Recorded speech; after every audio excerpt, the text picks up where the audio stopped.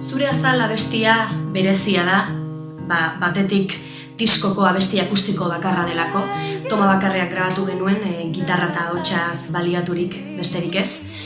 Eta kontatzen du nola protagonistak amaierako klimaxaren aurretik edo ekaitzaren aurretik beste geldiune bat hartzen duen, deskantsuan, gotorturiko leku batean, eta gogoeta egiten duen bere buruaren inguruan.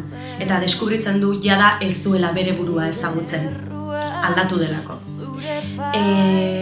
Abesti honek badu sekretu bat, eta da berez letra idatzi nuenean diskan hasieran laugarren abestia edo izango zela, baina akustiko eta oso lasaia zenez erabaki genuen atzera eramatea, eta poesiaren magia ez, pare bat hitz aldatu genituen eta hala ere zentzua mantentzen zuen beste ikuspuntu batetik begiratuta.